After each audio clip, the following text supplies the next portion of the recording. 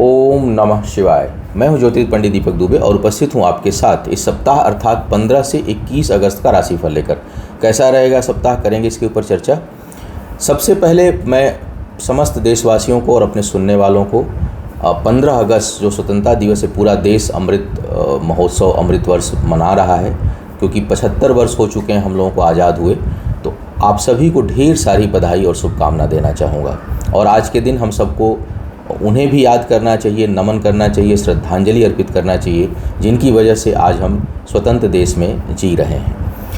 अब एक एक करके मैं बात करूंगा कुंडलियों की, लेकिन राशिफल की, लेकिन उससे पहले हम एक दो प्रश्न लेंगे। और अपने नए दर्शकों को बता दूं कि यह जो मेरा राशिफल है यह लग्न राशि पर आधारित है। इसके लिए चंद्र राशि, नामाक्षर या सूर्य राशि आधार ना माने, बल्कि अपनी लग्न राशि को आधार माने। दूसरा, यह बेहद सामान्य आधार पर है। आपको चाहिए कि कोई विशेष परिस्थिति हो तो आप अपनी कुंडली का विश्लेषण कराएं, उसके बाद किसी निष्कर्ष पर पहुंचें। जो लोग मुझसे परामर्श लेना चाहते हैं, मेरी वेबसाइट astrotips.in है, उसके माध्यम से परामर्श ले सकते हैं। अब मैं मंगल का गोचर नहीं दे पाया हूं और बहुत महत्वपूर्ण गोचर है।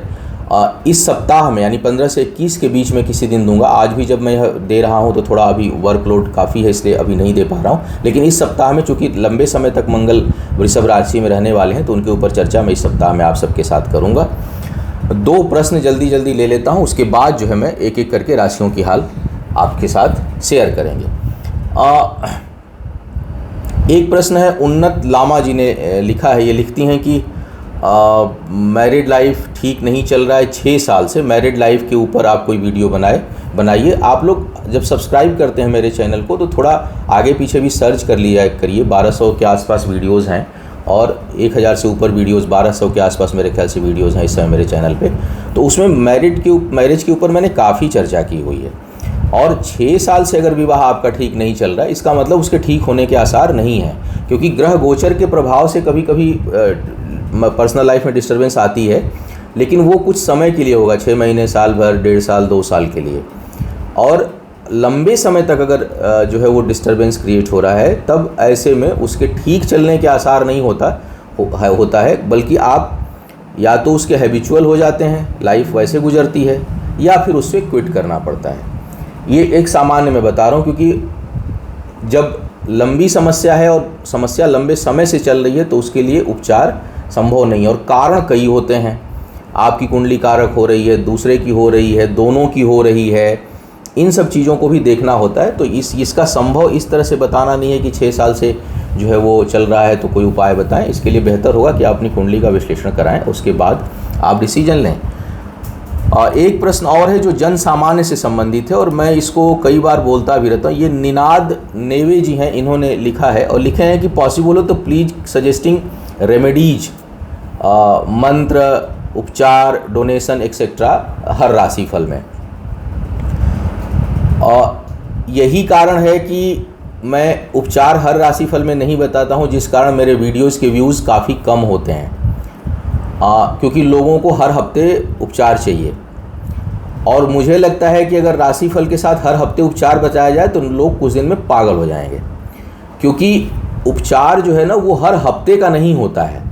उपचार हमेशा आपके कुंडली के अनुसार किसी न किसी कौन सा ग्रह, कौन सा सेक्शन कमज़ोर है या अच्छा है, उसके अनुसार होता है। बाकी सावधानियाँ होती हैं। मंत्र उपचार हर हफ्ते का आप बदल के करेंगे क्या? मतलब इस हफ्ते अगर चंद्रमा ठीक नहीं तो उसका मंत्र जपेंगे, अगले हफ्ते मंगल ठीक नहीं तो उसका जपेंगे, चंद्रमा को छोड़ देंगे, इस हफ्ते चंद्रमा का दान करेंगे, फिर 3 महीने बाद सूर्य खराब हो जाएगा तो सूर्य का दान करेंगे। ऐसे नहीं होता है। और या शनि खराब है तो नीला पहनेंगे, फिर मंगल खराब होंगे तो लाल पहनेंगे, फिर पीला पहनेंगे। 99% एस्ट्रोलॉजर ये कर रहे हैं और यकीन मानिए मैं उस 99% में नहीं हूँ।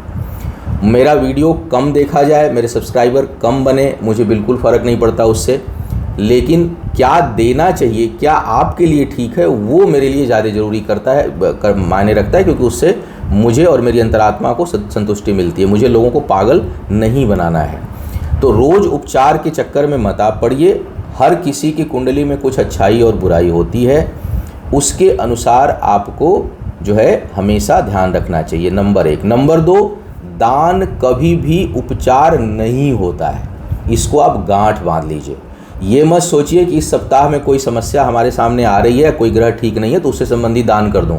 दान उपचार होता ही नहीं है, और जो व्यक्ति दान उपचार के निमित्त करता है, समझिए वो 10 गुना समस्या अपने लिए अधिक बढ़ा रहा है।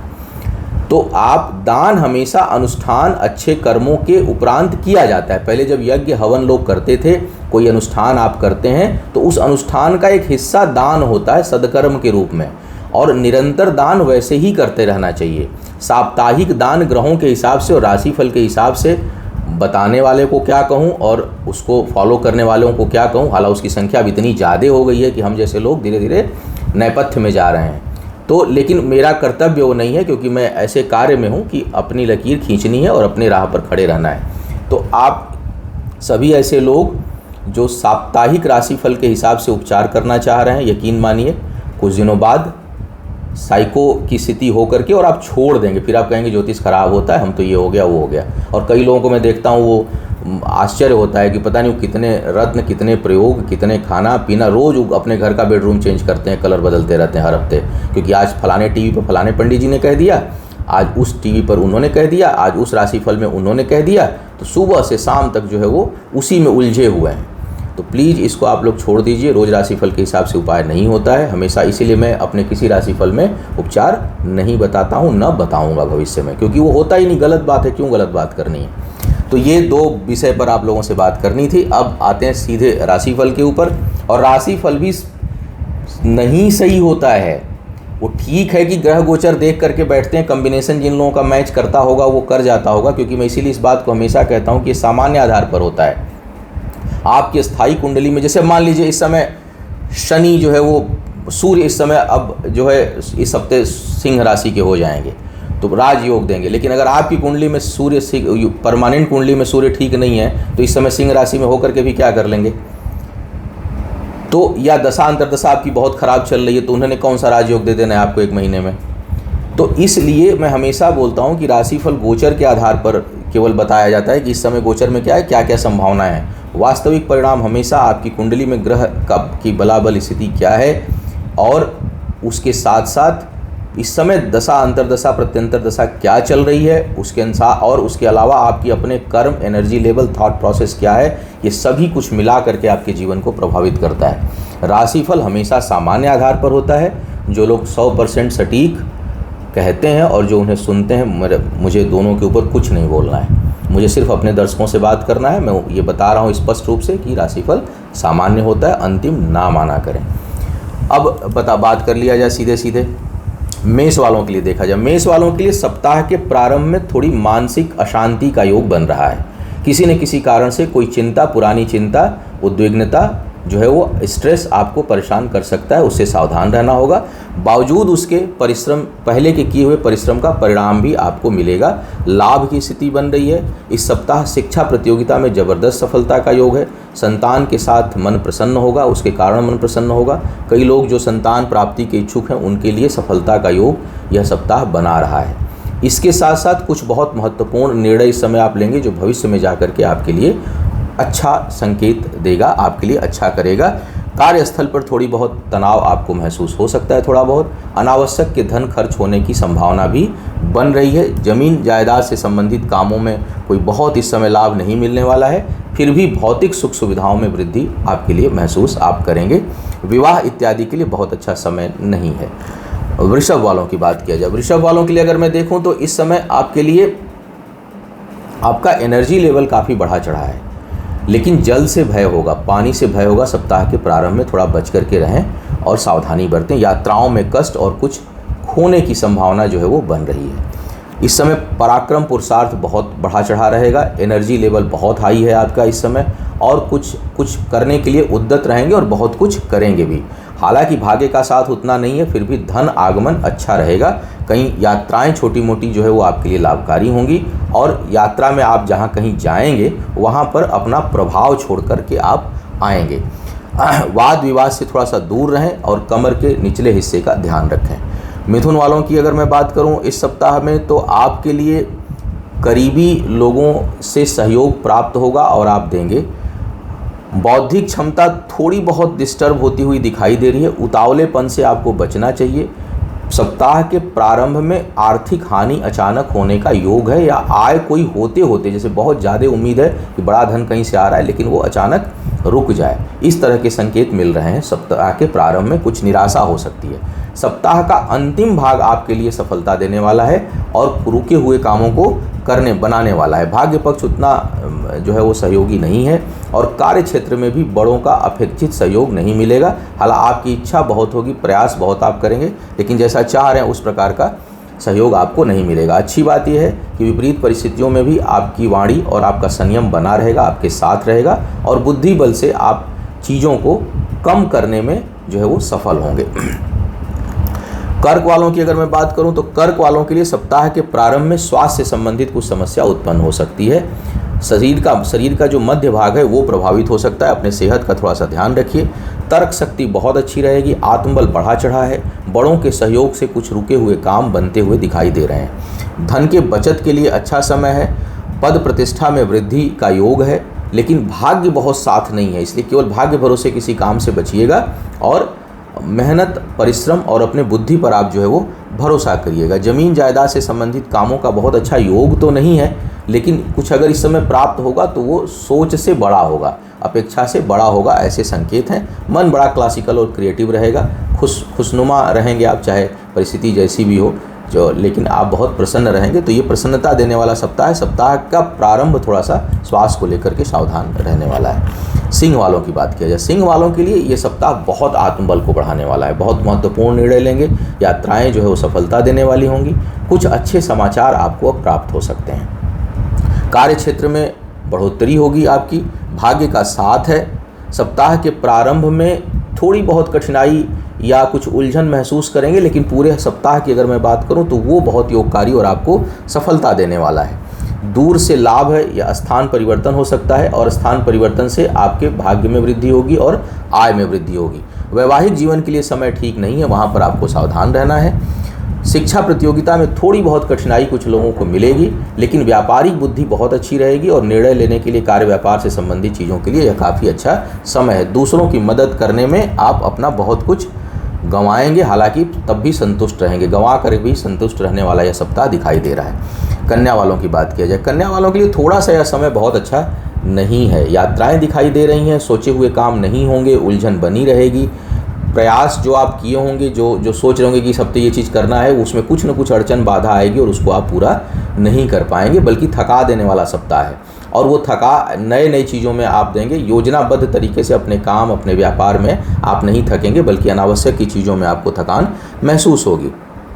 और सप्ताह का जो प्रारंभ है और मध्य भाग तक कुछ न कुछ इन सब कारणों के कारण कुछ इरिटेशन और झुंझलाहट के शिकार हो सकते हैं। जल्दबाजी में कोई निर्णय लेने से इस समय बचिएगा, विशेष करके घर, परिवार और समाज से संबंधित कोई महत्वपूर्ण निर्णय लेना हो तो इस माइंड फेज से आपको डिसीजन नहीं लेना है। धन अप्रत्याशित रूप से खर्च होगा। अब जो है वो अनप्लान्ड और अप्रत्याशित रूप से धन खर्च होता हुआ दिखाई दे रहा है। आय सामान्य रहेगी। आय में कोई बहुत वृद्धि नहीं है। बहुत से लोगों के लिए स्थान परिवर्तन का योग इस समय बन रहा है। कार्य क्षेत्र में स्थान परिवर्तित आपका हो सकता है। विवाह इत्यादि के लिए बहुत अच्छा समय नहीं है। जीवन साथी के साथ भी कुछ वैचारिक मतभेद उत्पन्न हो सकते हैं या स्वास्थ्य संबंधी समस्या उत्पन्न हो सकती है।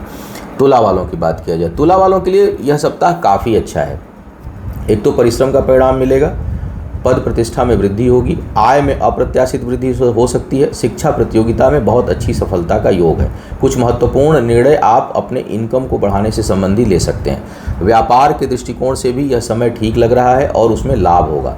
सप्ताह के प्रारंभ में जीवन साथी से कुछ वैचारिक मतभेद या कुछ न कुछ मनमुटाव हो सकता है। सेहत का भी ध्यान आपको रखना होगा। शत्रुओं से ना उलझें, कर्ज लेने से बचें इस समय, और थोड़ा सा अपने काम पर और फोकस करने की आवश्यकता है। हालांकि ख्याति बड़ी मिलेगी आपको। पारिवारिक जीवन में जो है वो पारिवारिक जीवन की स्थिति सामान्य लग रही है, उसमें बहुत ज़्यादा कठिनाई नहीं दिखाई दे रही है। संपत्ति इत्यादि को बेचने से लाभ मिलेगा और व्यापारिक जो है वो व्यापारी वर्ग को अच्छे लाभ की संभावना दिखाई दे रही है। विवाह इत्यादि के लिए बहुत अच्छा समय अब नहीं दिखाई दे रहा है। वृश्चिक वालों की बात करूं तो आपके लिए भी गजब का समय है यह। व्यापारिक अनुबंध मिल सकते हैं आपके लिए। नए पार्टनरशिप, नई योजनाएं आपके साथ होंगी। बड़े और प्रभावशाली लोगों के सहयोग से आपके काम में अभूतपूर्व वृद्धि हो सकती है। थोड़ा धन खर्च होगा यात्राओं में और अपने काम को निकालने में, लेकिन वह आगे चलकर बहुत लाभ देगा। कई लोगों के लिए अप्रत्याशित रूप से पद प्रतिष्ठा में वृद्धि का संयोग इस समय बन रहा है। स्थान परिवर्तन और सुदूर की यात्राओं से आपको लाभ होगा, विशेष करके कैरियर के मामले में। अपने भौतिक सुख सुविधाओं के ऊपर धन अधिक खर्च होगा। इस समय कोई वाद विवाद अचानक सप्ताह के प्रारंभ में समाप्त हो सकता है या उसमें आपको विजय मिल सकती है। झटके से कई लोग अपने पुराने कर्ज को चुका सकते हैं, ऐसा यह योग सप्ताह बना रहा है। संतान के पक्ष से कुछ निराशा का योग बना हुआ है। विवाह इत्यादि के लिए समय बहुत अनुकूल नहीं है, लेकिन प्रेम संबंधों में जो है वो प्रगाढ़ता बढ़ेगी और एक दूसरे के सहयोग से भाग्योदय होगा।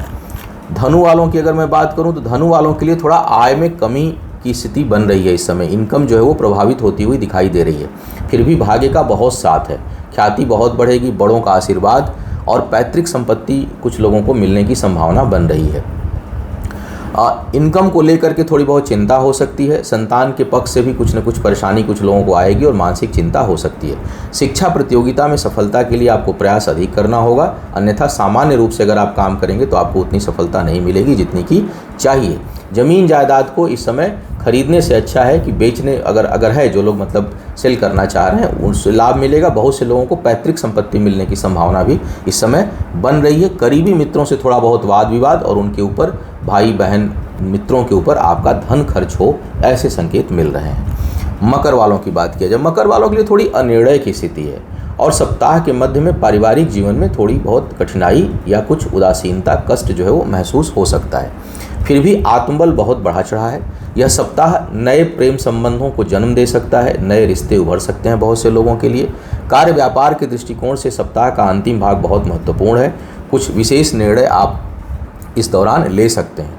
शत्रु जो है वो प्रभावी कर सकते हैं। कुछ लोगों के लिए शल्य चिकित्सा की स्थिति बन सकती है, जो है वो ऑपरेशन वगैरह का योग दिखाई दे रहा है।